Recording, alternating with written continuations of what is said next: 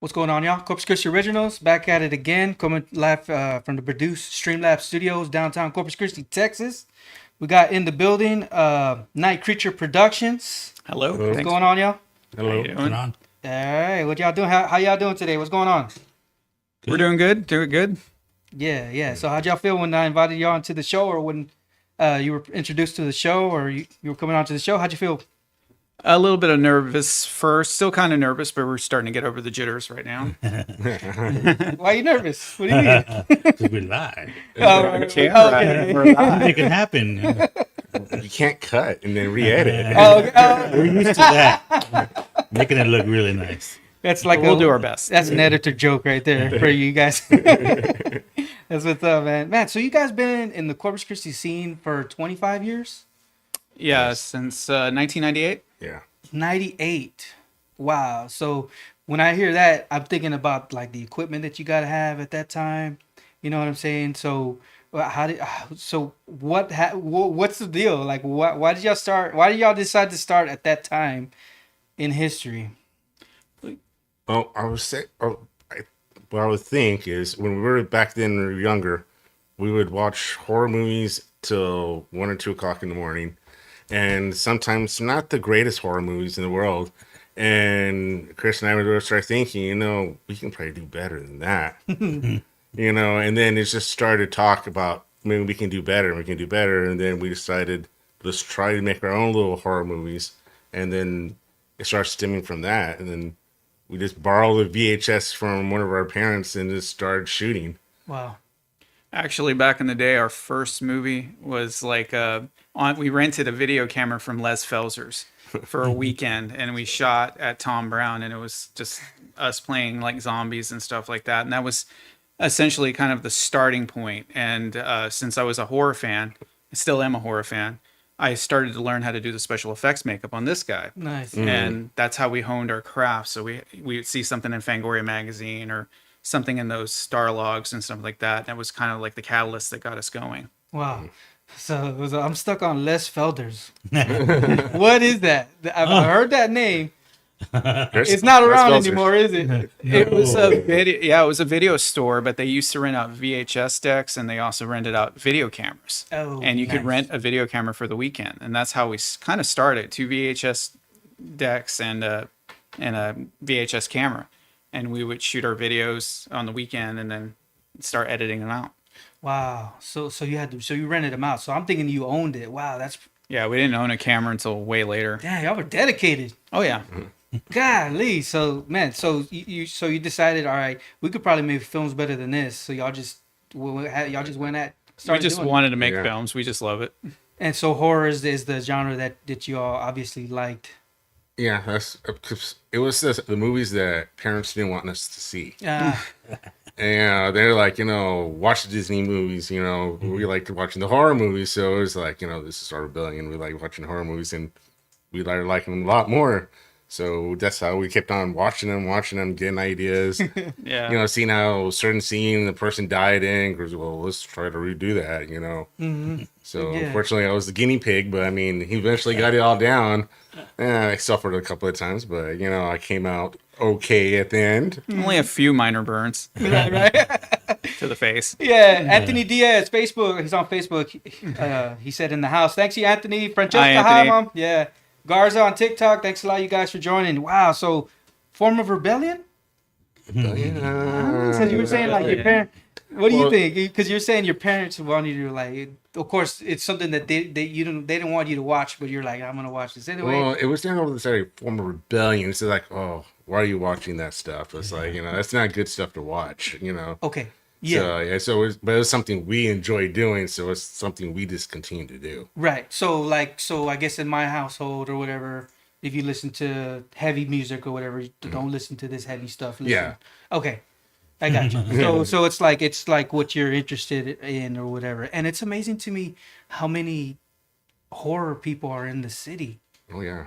Like you know what I mean? The amount of people that are in here, just being on my Instagram and being introduced to Ronnie. Well, I forgot your tag name. Was it yeah, Corpus Christi Goth Girl.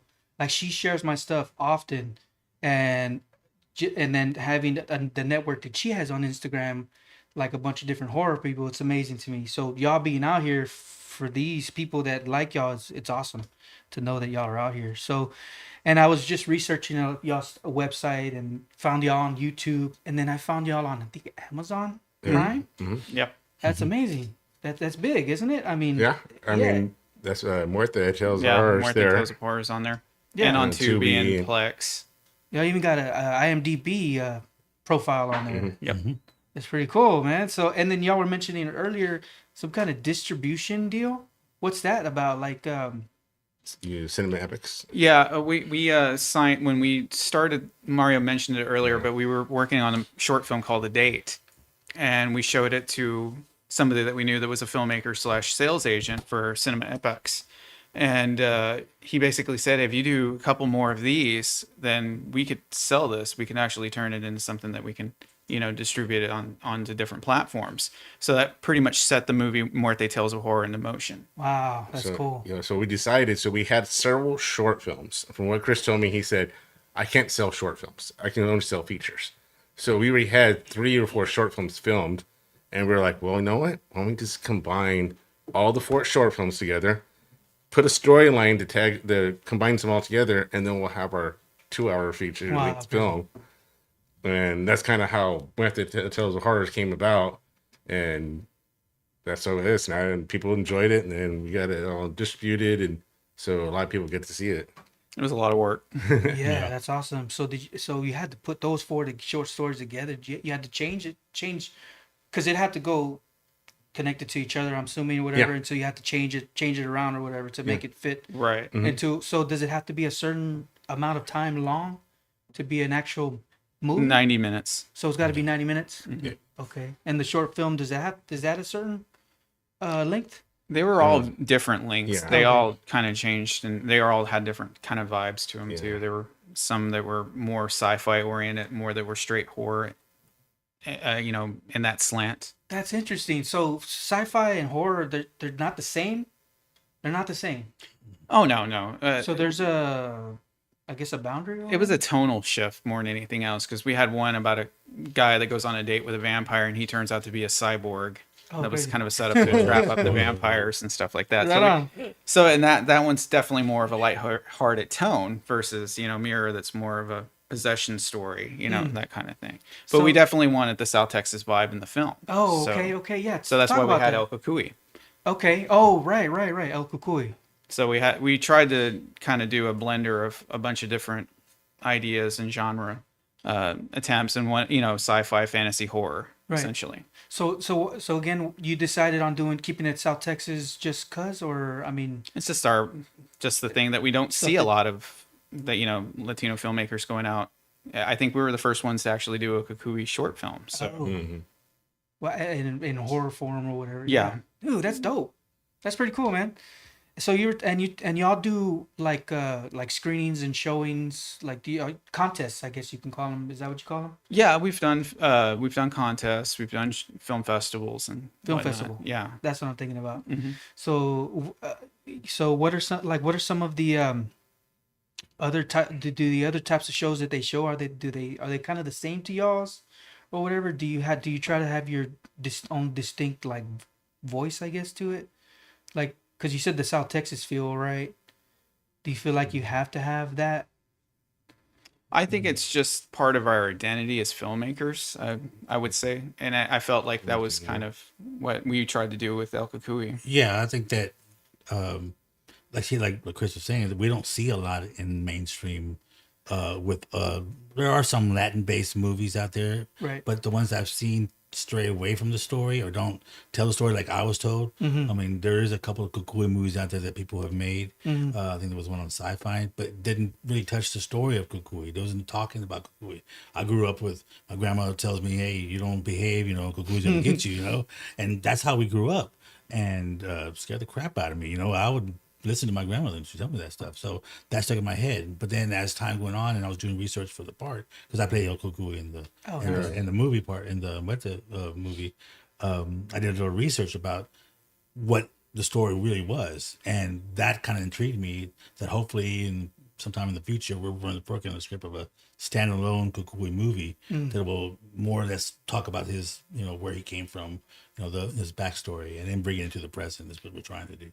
Wow. So that's, and it's very important, I think, that we as Latinos show what we grew up with. What our background is. We don't see a lot in cinema. It's here and there you'll see some things on TV and stuff, but for the majority, you have to go look for them, or you have to go into the Spanish networks and stuff. I think that maybe that's what we're trying to do is highlight the Latino culture, and other things. It's just not just with Kukui, but there's other things. Just us being Latinos brings that to the movie itself, or film project that we're doing. It's almost like it's underground too. That makes me think about how it's just underground. Your what y'all are doing, and a lot of production companies are like that. And it seems like that only certain production companies are actually seen. You kind of have to be either really, really big or small, because in between gets squished. 'Cause, I mean, you compete against major studios, so independents have a little bit more leeway with people who are, in SAG and have are in a union and stuff. We can get people that are not in a union, and we can do things that maybe the bigger production companies couldn't get away with, I guess. Right on. And which was good about Chris and Lewis and for that matter Oscar, we've learned to find, especially me in the last few years, learned how to do what we have. It's kind of hard to sometimes to put a production together and make it look really good. If you go back and look at what I mean, we had no budget, and you couldn't tell. If you go look at the effects on it, they're really legit. I mean, they're top notch for not having any money to do this movie. A lot of it's noise and sound, and a lot of faking and things that you don't really see. It's more of in your head that you get out of that movie. But I think that they did a lot with nothing, and it's amazing. If you go back and look at that movie, it's very impressive. And that's 2017. I mean, what we're doing now, we're advancing into a bigger step into more visual effects and those kind of things. Right on. Right. Anthony Guzman says, "Hi, Uncle Doctor Scott." Yeah. Scott in the house. I was in a play last year, the Rocky Horror Show. And I played Dr. Scott, and Anthony's he was my nephew Eddie. He plays Eddie in there, so he's my nephew. In the Is that at the Harbor Playhouse? It was at the Aurora Theater. Aurora, yeah. So I did that. It was a great time. Yeah, I played guitar at the one over here for maybe one show. I think it was Oklahoma or something like that. Oh, okay. Yeah, for just that one time, and they asked me to play that one, but they wanted me to play bass. I was like, I don't really know bass. Oh, yeah. I play guitar. Well, it's cool that they have a live band, so it's always cool. Oh, yeah. They play with live music, so for sure. really good. It's not done a lot, so. Yeah, just looking at you, bro, I'll be scared of your character in the whatever it was. Yeah, you go look at go on the website. My picture's on. Yeah, right on, man. Yeah, He's so handsome. Kind of Yeah. So Mario really suffered through that film because if you see the film, he's wearing a black leather jacket. Yeah. And if everybody who are filmmakers know that audio is very important, so we had to shut off the AC in most of those rooms, so it starts getting really hot. So Mario was a trooper on that film. He was just like, after he said Chris has cut, I'm like, Mario, want to give me the jacket? Yeah, I can't sing. They can sing off of me now. It was a really heavy. It was kind of like a woman's jacket. It was a woman's long coat. Yeah. That I just happened to find in the garage sale the day we started filming. Nah, crazy. So that was on with this long wig, and then of course the prosthetics on, in this house with no air conditioning, and no, what was it, October, November, still kind of warm. Yeah. So yeah, after 10 minutes, we had to stop because I'm starting to sweat, and they had to take 10 minutes to pat me down and give me some air, and then go back and do it. So it was kind of one of those things. That's why it took so many times to do it. That we all did it on the weekends. It wasn't any. It was all labor of love because we are doing all our time off and. On through a long 7-8 hour shoot sometimes. But I said I had a great time. I'll do it again. He asked me to. I'll do it again. So you, Chris, you learned how to do makeup through magazines. Yeah, I was an avid Fangoria reader back in the '90s. It was a different vibe back in the day. There wasn't a whole lot of us, so it was whatever we could find. Any of the videos, any of the Fangoria magazines, makeup books, and stuff like that. We basically tackled it. Yeah. See, self-taught. Very self-taught. Yeah. And Fangoria, is that still around? Yeah, it's still around. Okay. And it's a popular, I guess, magazine for horror fanatics? Yeah. Does it teach about production as well? Or, I mean, does it...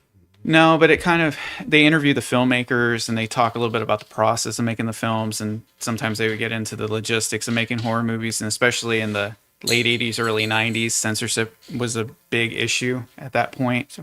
So, it was kind of a, you could see where making a film takes a lot of work.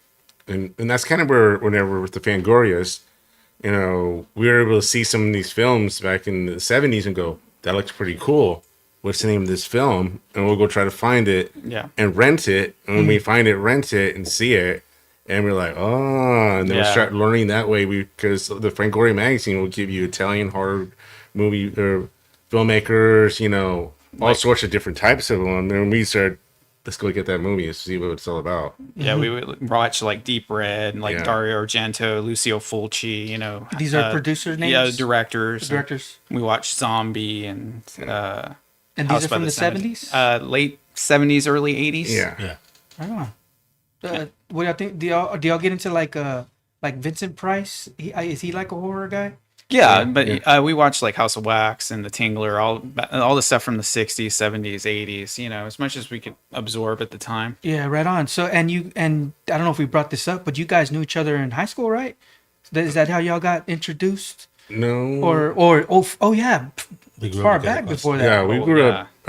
I grew up across the street from Chris. So, and then we went to elementary school together. So I've known him since going to elementary school. So nice.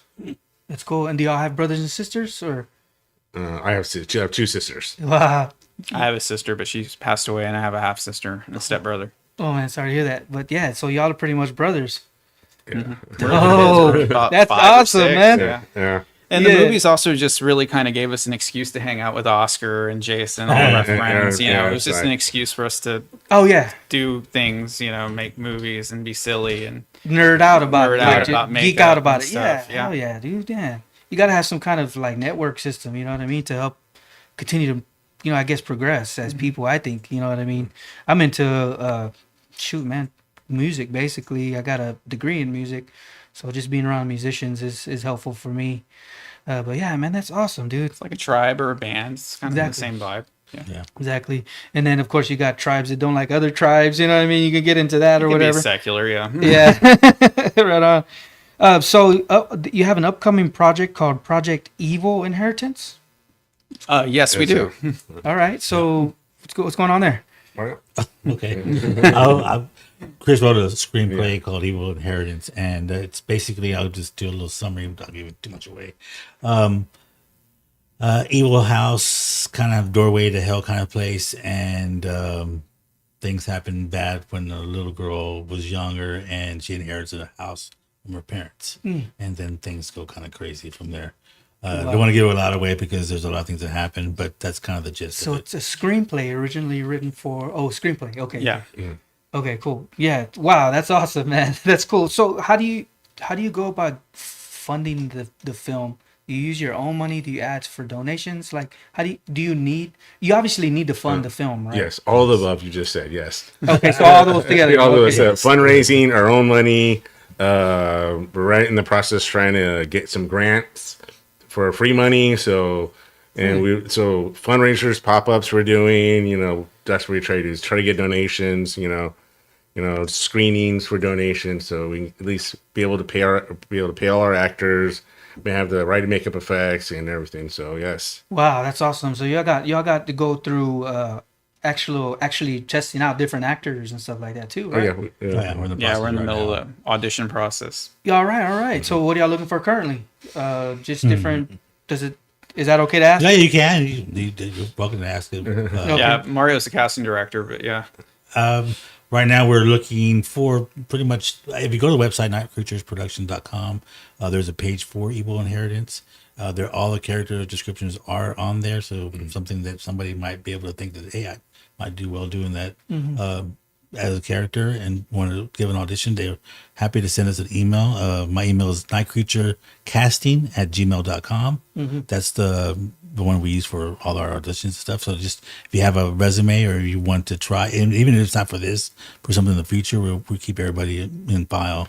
So that way, in case something else happens or we need an extra person, we can call somebody. So looking for some local people who want to, you know, if they've never done it before, if they've done it before, it's great. We're looking for some extras, but that'll be further on when we do the production and stuff. But if you just male, female, if you want to try out, there's descriptions, like I said, on the website, and if it fits you, you know, send me an email and we'll take a look at you. We're in the process of still auditioning some people, but that we've already done a few weeks ago, and but we're always looking for new people. So. Right. No spam, right? No, don't spam. Yeah, don't spam the spam guy, me. please. Don't spam me. I got no time for that. Just resumes, please. Thanks. Headshots. Man, that's what's up, dude. So do y'all have like a release date? Do you set a release date? Like, okay, this is by the time we have to have it done. Do you do that for yourself, or? Kind of a floating deadline right now. And I think so- the thing with this project too is, like, you know, we're trying to do something a little bit more ambitious and a little bit more linear. So we want to make sure that we're, you know, getting the right proper resources to realize what we're trying to accomplish here. Crazy. And there's definitely a lot of planning. Seems like it going on. A lot of Oh fun. yeah. Oh, yeah. Yeah. That's what's up. Keep up the great work. Thomas Greenlee says, Yoga Mark. Thank you. Oh, so speaking of yoga, you guys got something coming out? Yeah, so we're going to be having Goth Yoga, and it's going to be on April the 20th over at the Corpus Christi Wellness Center. And tangentalini.org is going to be hosting the yoga, and we're going to have vendors, and we're going to have food trucks, and we're going to have a screening of our short film that we just did recently called Nosebleed. So you'll be able to get to see that film there too. And it's be fun. It's from 5:30 to 7:30. You know, it's just come out, hang out with us. And we're also doing a fundraiser for the film, so we want to make sure that, you know, people that are interested in being involved with the project, that they'll be there. And we'll also have raffling for certain items as well. Yeah, Did I definitely. miss anything? April Yeah, April 20th, you guys. April 20th, yes. That's right. Oh, sorry, I thought you were gonna say something. no. Oh, Lord Scuba Cabra, what's up, man? He said, "What's up, homie Chris?" What's going on? All right, man. Yeah, Scuba, and Oh, no, Scuba. He was in a y'all know Scuba Steve? Oh yeah, we all. Oh, we no, worked no, on no, a film together, actually. Oh, no kidding. Yep. All right. A couple of films, actually. Okay, cool. Horror film, also obviously. Yes, another horror film. Surprise. Surprise. have you tried other genres? But surprise, Nosebleed is not a horror film. Yeah, that's the only one. That, What'd you say? Nosebleed is not a horror film. No kidding. It is not. It is a dark comedy. A dark comedy. Wow. So is that something that y'all just recently ventured out to do, or? Well, that was something that Chris said, that he was in a situation, and what you see on the screen is kind of like where he went through a type of situation like that. Yeah, it's like kind of a blender of a whole bunch of things that had happened. And I was just like, oh, you know, this is kind of a weird situation. It might make an interesting movie. And I felt like, you know, it'd been a while since we had worked on something. So I felt like we needed to get back into that that mindset Right, of right, making right. a film. So I guess pulling upon your personal, I guess, situations is helpful to put into helpful or easier to put into a film. They always say to write what you know, you know, so if you can kind of take an experience and make it cinematic, or, you know, if you're in a particular type of genre and you just love it and you have ideas for it, yeah, you just write what you know. So obviously there's a recent regarding AI and like Chat GPT basically. How do y'all feel about that coming out? Because you could just be like, hey, write me a horror film or whatever. What do you think about that? Well, I would say it's another tool. I just Yeah. don't think everybody understands the tools and how it'll be applied. It's just like, we've been around so long too. You know, we started on tape to tape, and then we've gone to mini DV, and then digital, and then full digital and stuff like that. That everything evolves over time. The editing, the way, but the basis of making a film and the basis of making a story come to life, that never really changes and stuff like that. That's just one more layer of things that you'll add on top of the process of creating. So don't rely on it, but use it, but don't rely on it. Would you say? Absolutely. You just think of any kind of horror movie you've watched that has way too much CGI in it, and they don't balance the practical with all the other elements of telling the story, and it gets lost or it becomes very shallow. And that's a big problem, you know, and that will also be a problem with AI too. If you don't apply it in a correct way and you just kind of use it to get through or eke by something, it'll be just as sloppy as anything else. You had an idea, Maya? Oh, what was your thoughts on Lay Down with the Devil? I was liked good. it. I thought the ending was abrupt, but other than that, I thought the movie was really good. It was a good movie. What was it called, Ma? Late Night with the Devil. Late Night with the They Devil. had controversy because they used AI. Oh, yeah, they okay, so they used generated AI. some images and AI on the film, but it's very sparse and it doesn't detract from the film at and all. I don't. In fact, you had to point them out to me for people Yeah. to understand what that were not real or what is AI. I mean, it wasn't that much of the film. Now, if you say write me a film and this is what I want, and then you go with that, and that's a little different. I Yeah. think that's cheating in a Maybe way. do some editing or I mean, if you whatever. use, I'm stuck in a scene and I need to figure out a way to get out of this situation in the scene, Mm-hmm. and you give that information and it gives you an idea, and then you write something from that, that's okay. Yeah. But if you're going to come, hey, write me the scene word for word, verbatim, I think it's a little cheating. Yeah. My- So kind of, yeah, I got you. So I kind of agree. Like, use it, but don't like rely on. Yeah. it. You still got to be creative, also. Exactly. Yeah, that makes a lot of sense. That's cool. So, man, making films in Corpus for 25 years. So you got Zombie Walk. What's going on there? Is it part of Art Walk? Oh no! So our friend Will Diaz owns Comic Junkie, Toy and Comic Junkie. Toy and Comic Junkie, and he came up with the idea. And he said he wanted to do like a zombie walk on May the 4th, and then the day after he's gonna have free comic book day, so he gives away free comic books over Nice. there. So and they're toying with the idea to do a zombie walk, and also they're thinking maybe zombies versus heroes. You know, people come in their own hero costume or come in your own zombie costume, and they do a little walk Yeah. for the Yeah. do a zombie walk and then celebrate, May the 4th and then free comic book day the next day. Yeah. And I believe it's a collaboration between them and Suicidal Butterfly, and we're going to be involved too. I think we're going to do we're going to raffle off a makeup or something. We're still working out the logistics of our involvement, but Man, that's so you got to constantly be involved, and this is to help obviously market your stuff and to help yeah, brand awareness for brand us. aware.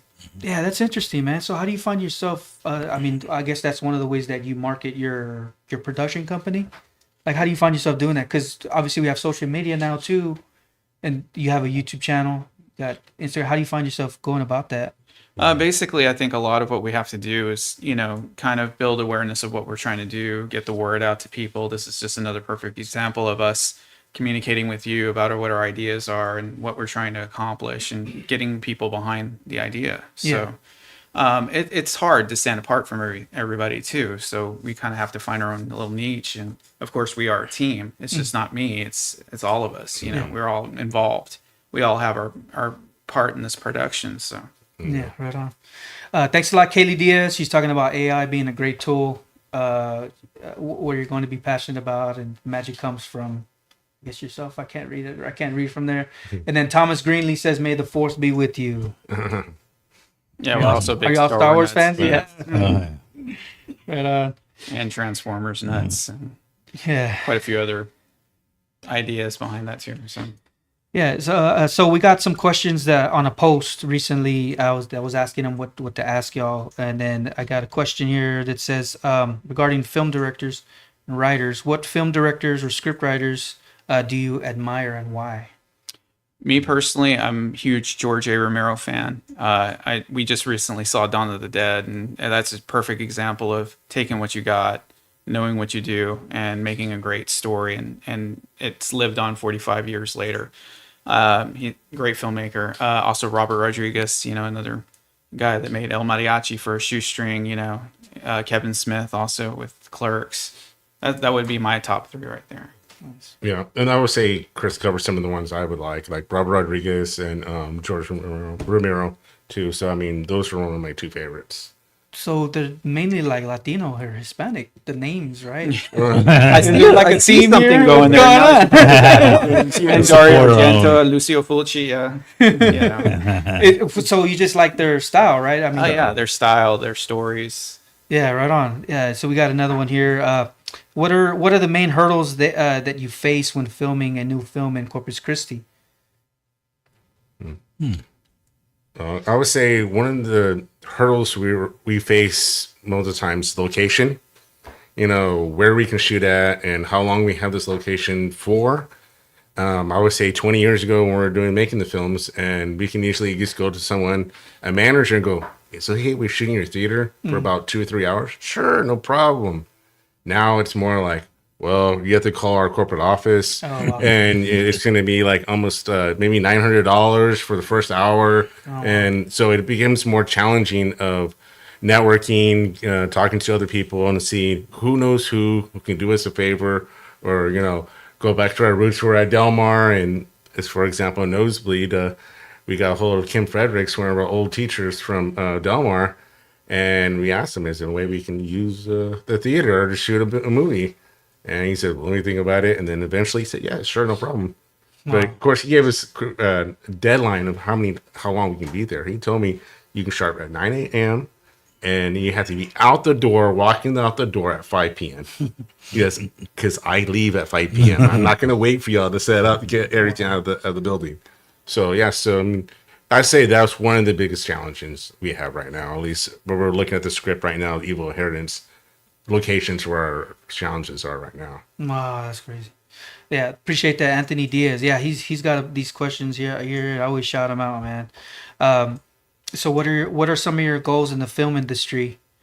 Yeah, so do y'all have any goals? Obviously, you've been talking about them, right? So what's some, I guess, future aspirations for you guys? For me, it's to be able to sustain what we're doing into the next 10 years and, being able to produce a project every so often and, just having that creative outlet, more than anything else. And just at a certain point, technology changes and stuff like that. It'll hopefully get easier for us to make projects and we just keep advancing and keep making better films and, just telling the stories that mean something to us. Yeah, wow, that's amazing to me. Because we were talking earlier, like we got day jobs, right? But we do this like on the side, and it's like, why are you doing it? You know what I mean? Because it's like, why am I podcasting? You know what I mean? I got my day job, I got my family, I could just go home and do this, but I actually want to do this. You know what I mean? What do you feel about that? Like, is there like what if like would you still be doing it? Like, because obviously y'all don't make do y'all make a lot of money from it? Not really. No. You see what I'm saying? Like, y'all have to love to do it to be able to do it, right? Well, not yet, hopefully. But I mean, okay. Well, we would like to make some money so we can use that money to make other films. But yeah, if it was we're not about the making any money, then we would have stopped a long time ago. Yeah. Gotcha. Minerva on TikTok, thanks a lot. She says, talented dudes. Tom Greenlee on YouTube, he's got a question. He says, what is your favorite local folklore spooky South Texas story and why? Oh, that's a good one. I'll let Mario go with that one. Well, of course it's obvious at Kukui, but there was, and I'm not going to go into it because we'll talk about it later, but there was, here in Corpus, there used to be a place called Goatman's. Yep. And it was off of Staples. Back then they didn't have, now we have all this stuff there, but back then it was just all land, field. There was, Saratoga barely had a road, much less double with lights and stuff. So you go past Staples on the way out to Yorktown, and in that area between there was a road that you'd go down this road, and it was into this bushes and stuff with trees, and there was a house in there. And when we were younger, we'd say, "Oh, there's a goat man that lives over there." So my brother would throw us in our heads. Of course, he's 2 years older than me, so he's making me scared, of course.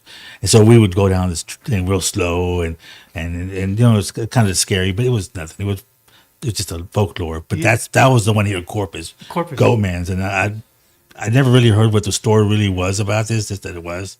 And people lived there, and like I'm sure they got bothered with people just going down that little, it's just a dirt road all the way down there. So that's what I know here locally.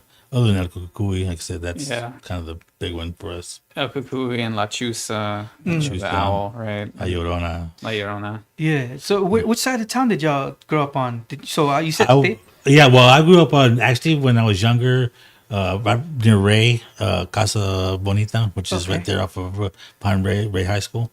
I grew up there when I was younger. Went to Casa Linda. There's no longer Casa Linda there. Yeah. And then I moved over in 6th grade to the south side, at Costores, South Park, Carroll area. Yeah, Carroll. And Carroll. So all you guys from Carroll, I found out. Yes. We're surrounded by tigers here. There you go. On the prowl. Ronnie said. So, Right. oh yeah, shout I'm not surrounded completely. We got a Texan out here. Yeah, she's off screen. We got a person off screen. Got a Texan off screen. Appreciate y'all. Yeah. What's up? Man, so they're gonna get rid of that building, huh? The old school Carol building, because they built the new one, didn't they? Yeah. I actually took a tour of it. Oh, seriously? Mm-hmm. Wow. I'm Oh, not they had sure. tours, right? Well, I took a tour. A friend of ours works over there at Carroll, so she took us around, or took me around and showed me the new school. It was very big. And then I went and actually walked around right before they closed it. They had a last tour of Carroll, and it was like all these people kind of touring the place Yeah. and stuff. So it was Yeah. a lot of memories because I hadn't really been in a lot of those spots for many years. Yeah, definitely. My wife, she's from Carroll. She's a tiger. Right. Yeah, that's awesome. Yeah, man. Appreciate you guys for joining everybody on the live stream, Thank you. man. Yes, thank you so much. It's a haunted airplane. Wow. Oh, Yeah. the hangar, right? Yeah, the airplane hangar. Yeah, that was Yeah, another okay. one. Yeah, that's true. I actually forgot in one about of our that one. horror films, Dark Blood. That was one we made in 2000. We shot part of it at the airplane hangar. Nice. Got another question from Facebook. Mauricio Cantu. What made y'all keep the filmmaking local versus going out to bigger cities? It's a really good question. For me, it's just the familiarity with everybody here, and just we've been here so long. We've seen the evolution of the scene, and I've had friends move away, and then they get kind of eaten up by the business sometimes, and they just kind of lose their passion for it. And I was just kind of hoping it was kind of like with George Romero. He never left Pittsburgh. He tried to keep making films in his hometown for as long as he could. Like you were saying earlier, like do what you know, like work with what you know. Same thing with Robert Rodriguez. He still works in Austin. Yeah. Wow, crazy. Oh, he's from Austin. Well, he's from San Antonio originally, but Oh, he no lives kidding. in Austin. Yeah. Wow, dude. Man, it's pretty cool, dude. I wish like that our creatives in the city would like have bigger than what we have. You know what I mean? But I guess I don't know. It's just how You know, it's also good things that I noticed too is that we actually took part of it, and if you go watch it in Muerte, there's just parts of the city, especially downtown, that are not filmed or not seen too much, and it's cool that we used and Chris used. There's a couple of alleys down here that just are perfect for filming, and Chris saw that and saw there was an alley there to film and what's good, and I see some other filmmakers as well use certain parts of Corpus that when I was younger I remember that actually being a functional place. Wow. Like the Ritz Theater or when it was going on. We filmed in there. Then other people filmed in there. But that's what I like about local filmers. They know where all the cool things are at when they were kids, right? And that this would be cool to film at. Yeah. And where you wouldn't even think about that would be a good place to film. So there's a lot of places here in Corpus that you can do that, especially downtown. There's a lot of really cool little nicks and places where you can just film a good scene. Yeah. I think also too, if I'm not mistaken, talked to Rob about this, but South Texas Underground, they've been big supporters of what we did and have done. And I think we were the first ones to actually screen a locally made film in the Alamo Draft House really? here. I think we were the first ones to do that. Don't quote me on that, but I remember it was kind of like a thing at that point, and that was quite an accomplishment. That was probably one of the things that drives us too, is that we got to see our film on the big screen like that. Just spending so much time in that theater watching our other movies, and then to see our own projected that huge. And I think that's what all the filmmakers here in Corpus, I think that's one of the things they want to strive to, is they want to see their film on the big screen. It gives that sense of accomplishment. They, oh, wow, look at that. And regardless what people think of your film, they're watching your film. And that's the whole purpose of this, is get your film out, get it watched, and see what everybody thinks about it. Yeah. Like it, don't like it, but still, you go to the movies every day, all the time. A lot of times you don't like the films you see. Other times you do. Yeah. So it's really great. Because that's interesting to me, because like the only films that a lot of us know is just big, huge production companies, and y'all's is basically like an indie, right? Would you say? Yeah, Yeah. micro Have budget. So when did you start to liking other indie artists, I guess you could say? Like, have you know what I mean? Yeah, I think that's also the other thing that South Texas Underground does really well too, is we've gotten to meet a lot of great filmmakers and make some good friendships and see their movies and they see ours, and kind of that reciprocation of work too. Yeah. And that's really really important, I think, as filmmakers. That kind of keeps us motivated and keeps us cheering each other on, Yeah. Because we just got to see Mauricio's film recently too. Yeah. So. Who's that? Mauricio? Mauricio Cantu, who just said the Cantu. question. Oh, all right, He just nice. did the Barber Oh, okay. Yeah, that's great. Yeah, dude. And Chris's movie too. Yeah, Chris. Yikes. What's it? I don't know. What's it? You know his last? Okay. Yikes, right? Oh, yeah, yikes. Yeah, yeah. Oh, no, it's Olvera. Olvera. Olvera's, but Yeah, shout out yikes. Chris. Yeah, man, for sure. Yeah, he's another. Is there any other production companies in town? Do y'all know? Oh yeah, there's Well, he still has one. His motion picture company, right? yeah.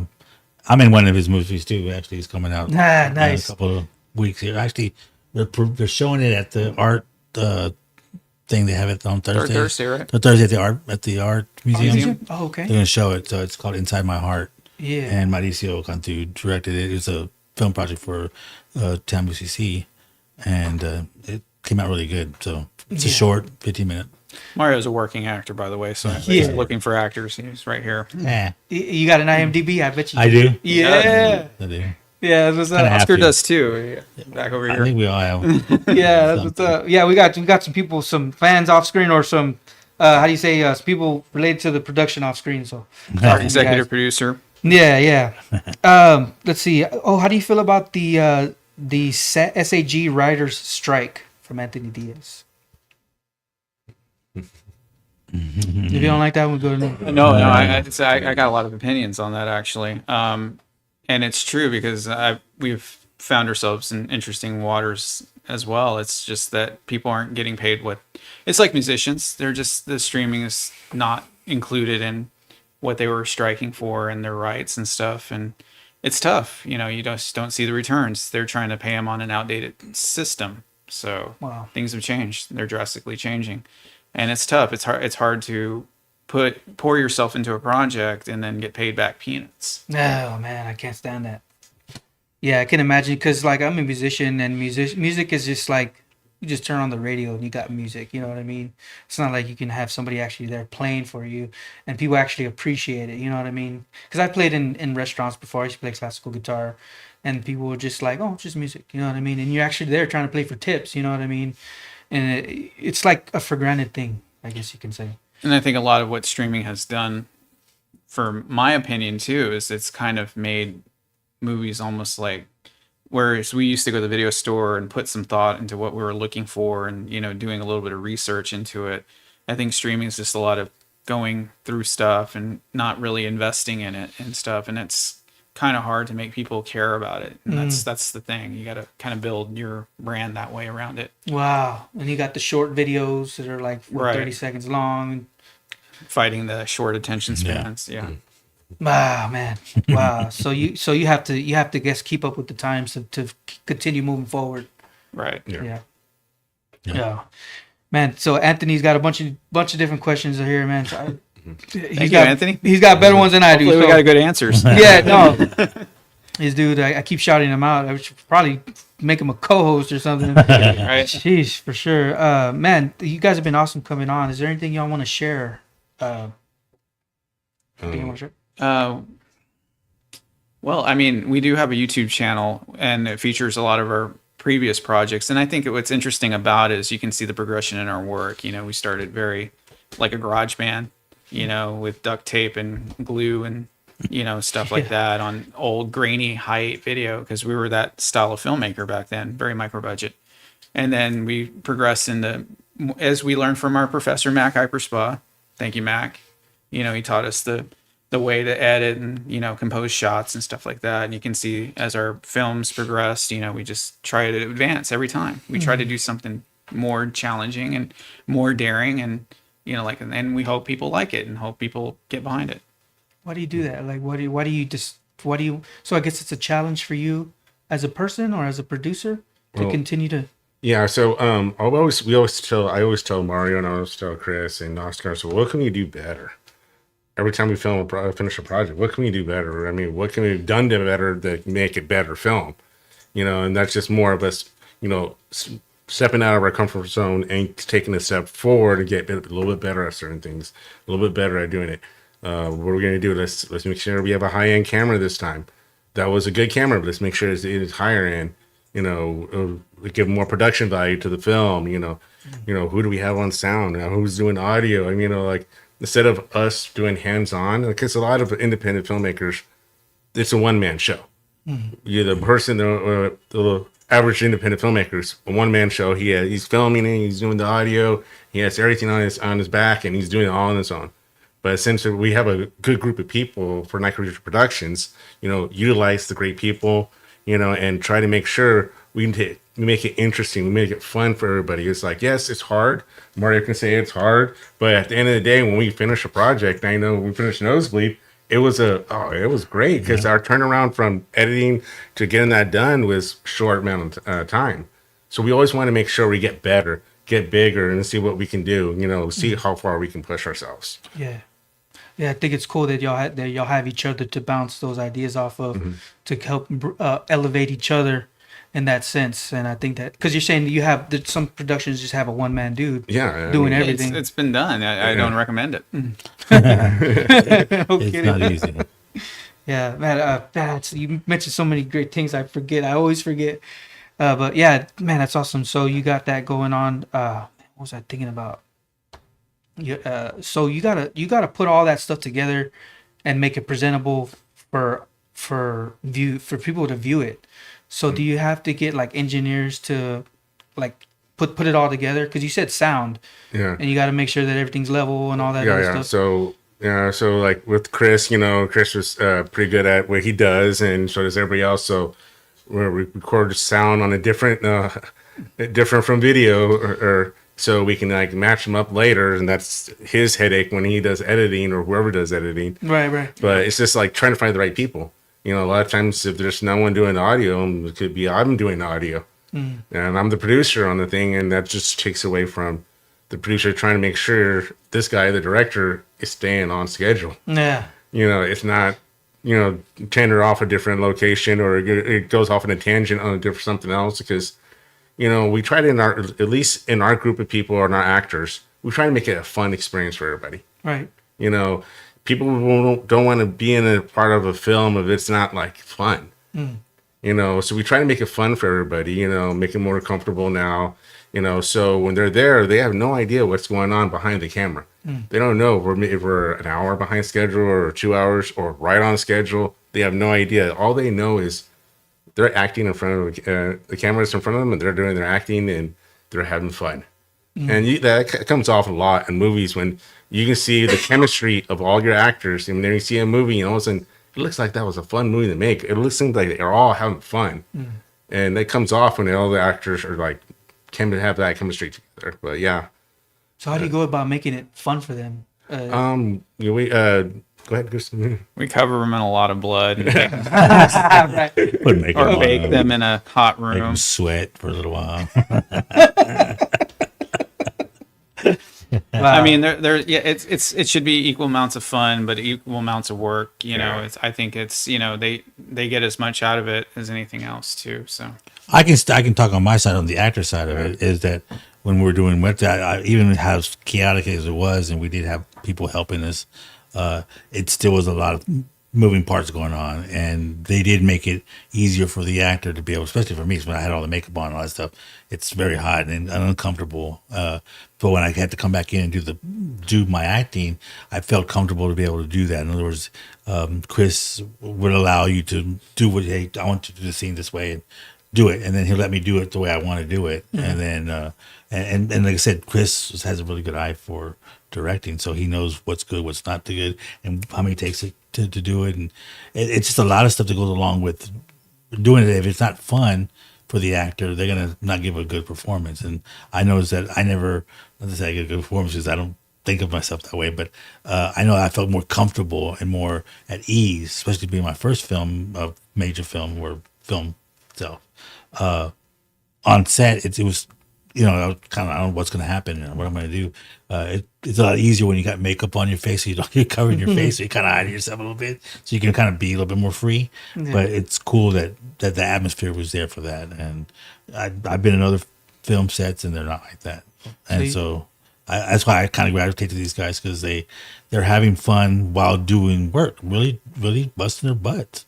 And you'd be surprised on how much stuff has to happen behind the scenes to make something happen for 2 or 3 seconds on film. Yeah, it's a lot of work, a lot of moving parts. So on either side, y'all both know that y'all got to put in the work. Yes, on both sides. And I got to see it on Nosebleed. I worked behind the camera on Nosebleed. I wasn't in front of it, and I learned a lot. Chris and Oscar and Lewis and other people, even some of the actors, I learned a lot.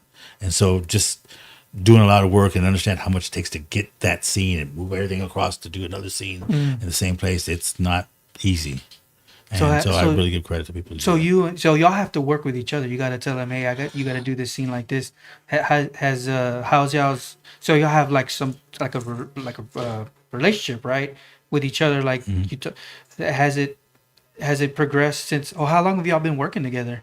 Well, I've been with him since 2017, since doing actually the date, but that was just a one-time thing as an extra. But when he called me in to do it with Wednesday, we got more involved. I come from a graphics background, so I had a little bit of skill doing graphics. So I do some of the posters for all our movies, and I went back and did all the old posters for the old movies that they had done before me. We had in the movie in the website, we had a comic book that we had to put together, and so we kind of me and Chris got together and got pictures from the film and put it all together, and it was kind of one of those things. Film after we did everything, because there were actual pictures from the movie that we filmed, and so we had to film the comic book after everything was done, so you can see all the pictures in there. So we put that together kind of at the end of the filming process, and it was not. That was fun. the last thing we shot. Yeah, it was really difficult, but it worked. If it wasn't for that, we were kind of worried that might not work or come off good on screen, and it actually came out pretty good for, like I said, not having any budget at all.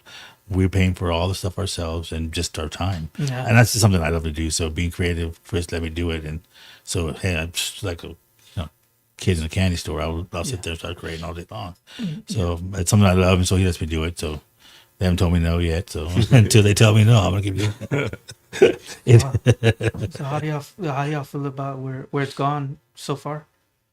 I feel really good about what we've gotten to do and how we've been able to get it out to the public too. So, and it's, and again too, like what we did maybe 5 years ago, things are going to change and we're going to have to adapt to new structure of distribution. And we're going to have to look into all sorts of different things. So everything that we're doing for Evil Inheritance, we're definitely trying a lot of different things to make sure that we get what we want, that, the film comes out the way we were planning it. Because we put a lot of effort in this. Yeah. So I'm sorry, man. I was paying attention. So you like where it's become, and you just wanted to continue to progress. Absolutely. Yeah, that's awesome, man. What's your favorite scary movie? Love CC Goth Girl by Ronnie Martinez on YouTube. Oh, Ronnie. It's always putting us on the spot. No, Ronnie.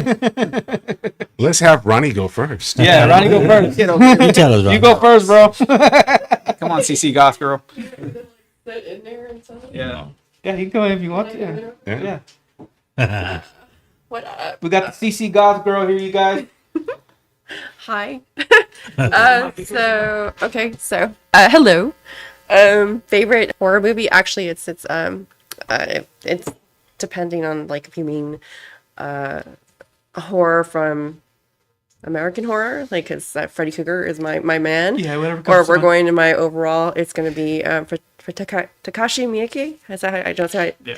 Japanese director, Ichi the Killer, and Battle Royale is also so. Ooh, Japanese horror. Yeah, I have a tattoo of the main character, Kakihara. Oh my gosh! So what's the difference between, like, is there a huge difference between the Japan or is it You can Japanese? tell the difference between it, like the Asian horror and then American horror, even Italian horror. No kidding. Wow. So yeah, there's just so much difference, and then of course indie horror. You're always going to get different aspects of horror everywhere, and I think that's what's. So how did you find out about Night Creature Productions? How did I get to meet you, Chris?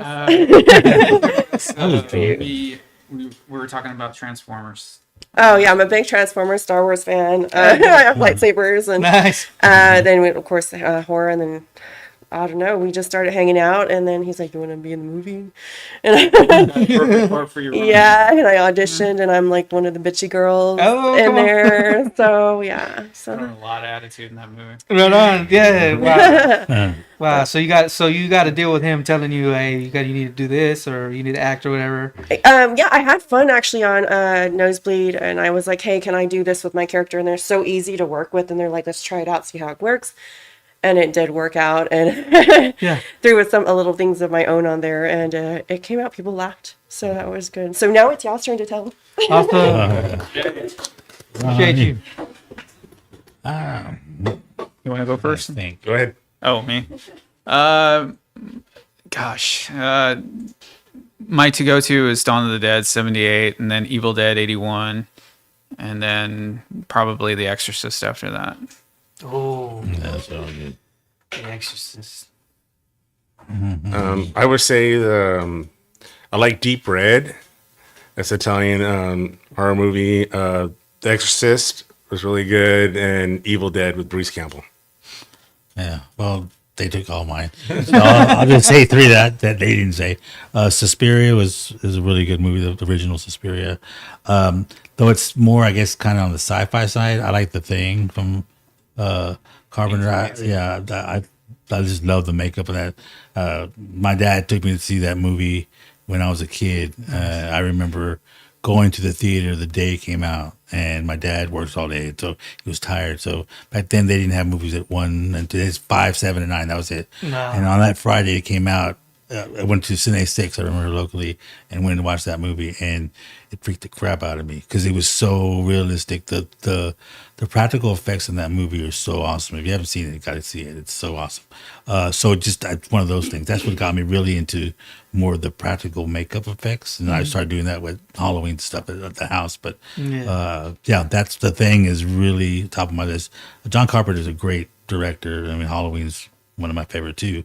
And he's done, like I said, when somebody with a no budget or very limited budget did a lot, especially in that movie, in Halloween. He did a lot of new things, inventive things that people use now in filmmaking. Like if you see that first shot in Halloween when they go up the stairs and stuff, that's almost all one shot. And they hadn't really done that before because there's no way to do it with a film camera. Digitally you can do it, but with a film camera you run out of film, and so you've got to change it. So they, on that film, that was kind of one of the things that really struck me. Steadicam. Steadicam. He actually invented that camera for that movie. Wow. That's the way they stayed. He walked up. The guy walked up the stairs. Kind of one of those cameras that stand in front of you and it bounces. Wow. Kind of that was kind of the first kind of prototype of that kind of camera. Man. Now they've gotten so great now that you can balance cameras on gyroscopes down. Man, I love y'all's crazy. love for all this stuff out here. Who we got coming up? Oscar Martinez, We've our got Oscar executive Martinez. producer, or saying his horror movie. Mine's gonna be a cliche. Mine Get is close to the mic. mine's gonna be a cliche because mine's a scary movie. I love slasher films. Wow. Yeah, Scream. Scream. Yeah, Scream. yeah. That's what I said. It's gonna be cliche All right. because it's what's your favorite scary movie? It's Oh Scream. yeah, yeah, definitely. Yeah, I think a lot of people know about that one. I see that. That's like one of the very few horror, I guess, horror Yeah, films that very, I've seen. Obviously, Self-referential. yeah, for sure. Wes Craven, another master too. I mean, Yeah, it's Thanks so a lot. hard to pick. Yeah. Wes Craven, that's he's the producer, right? Yeah, he directed Scream and Nightmare on Elm Street and The Hills Have Eyes. So I mean, No way. he's That the man? he's the master too. Oh, he's the dude. He's the man. He is. And John Carpenter as well. John We Carpenter. were huge fans. We watched all the movies growing up. Wow. That's what's boiling in our heads. Man, I love y'all's love for this. It's awesome. Like it makes me want to like love it with you. You know what I mean? It's pretty cool. Thanks a lot, Kaylee and Marie for commenting. Appreciate you guys. Thank you. What do we got, Maya? What do you got the time there? 8:58. You guys have been here for an hour. What do y'all think? Oh yes, this is awesome. fun. So Awesome. Thank you for having us. Thank you. Yeah. And thanks to the CC Goth Girl for putting us together. Yeah, it's awesome. Thank you, Ronnie. Yeah, yeah, that's awesome. So I got have the Corpus Christi HEB question, that's famous question. Which one do y'all avoid, or which one do you go to? I don't avoid any of them. I go to them all. I used to work in the news business. You went wherever the HEB was closest. Yeah, Yeah. Yeah. Avoid HEB. or Walmart, either one. I get some people mad at me, man. Why don't you like that HEB? It's Oh, not okay. like it. Oh, yeah. Oh, The traffic in the Moore Plaza one's kind of. Yeah, that's kind of crazy to get into, Yeah. But yeah, I love HEB. Yeah. They want to sponsor us. They're more than happy. Yeah, to if do you so. want to sponsor us, that's more than they got appreciated. the sparkling water at HEB. Oh, that's it. Come on, HEB. Yeah. You got some money. Y'all can help us out. Yeah, come on, HEB, help us out. So, Help yeah. all of us out. Yeah. So do you feel like the I guess the Corpus community like doesn't want to support, or like what do y'all think about that? I just think that Corpus Christi community doesn't know what we're doing out here. Because, for example, on the last screening we had at the annex, we had some people out there, and I said, I didn't know that people in Corpus are making movies. And I'm like, oh yes, they are. We're not the only ones. There's a lot of us out here making movies, and I just feel that maybe it's just that they're not on social media. Maybe they don't know. And I feel that's probably one of the things. I mean, that's why we're not getting a lot of support. And maybe they don't like horror movies. Maybe they don't like movies in general. But still, I think they just don't know about it. And I think for us too, it's just getting the word out. You know, it's just there's so much chatter out there, and breaking through it, and without paying enormous amounts in advertisement, to get those ads out there and those posts done and reposted and stuff. It's just building the awareness of what we're trying to do, and hopefully people get behind it. And we're always, very open as much as we can be. Yeah. So how do we find you guys on? Because we're on social media. How do we find y'all to get to know y'all? We're on all the social media, and then definitely our website, nightcreatureproductions.com. There's ways to contact us there. You're also on YouTube, Night Creature Productions. Aren't y'all on Tubi or Tubi? Yeah, the film Muerte Tales of Horrors on Tubi. And then you had one on Amazon too. I saw Amazon Prime, Same. Amazon Prime. Wow. Plex. Kelly Apple. Diaz, we got a question. Are there any outdoor screenings coming up for the summer? Not that we're aware of, but there's always time to plan one. Yep. We've got some great ones coming up in the summer that we're planning right now. So we'll make sure we put it on the website and get it out to everybody so that way they can see it. Right on. There you go. And we'll be there. Yeah. Shout out. Follow them on social media, you guys. If you want to figure out if that screening is coming up. We or even whatever have we a got coming on. TikTok. But, I mean, oh, you got a TikTok. we have a TikTok. We Okay. have Facebook. We're on Threads. We're on X. We're on what else? Instagram. Pretty much. Instagram. Yeah. So you can follow us at Night Creature Productions. Right on. Right on. All right, you guys. Thanks a lot, Kaylee. Thanks everybody for watching on the live stream. If not, do you have anything else you want to share? Just a reminder that we do have something coming on April 20th this Saturday at the Community Wellness Center, the yoga, Goth Yoga. Goth Yoga. So if y'all don't have anything to do that Saturday, come visit us. We do our screening nosebleed. It's only 15 minutes, so you can sit down for 15 minutes and watch the film. I'm pretty sure you'll enjoy it. It's pretty funny. So And everything's donation based. You don't have to pay, but if you feel inclined to donate, please do. Yes. You have a donation page? Yeah, we do. it's on our website. Yes. Okay, cool. All right. All right. Well, guys, thanks a lot for coming on the show. Thank you for And- having us. Yes, thanks you. for Thanks so coming much. on. Stay tuned for the next couple episodes. Tomorrow I got Joshua Verduzco, registered dietitian, state of Texas, going to be in tomorrow. Check it out. And I got some other people lined up. So stay tuned for the Corpus Christi Originals podcast next week and tomorrow. Appreciate you guys. Bye. Bye.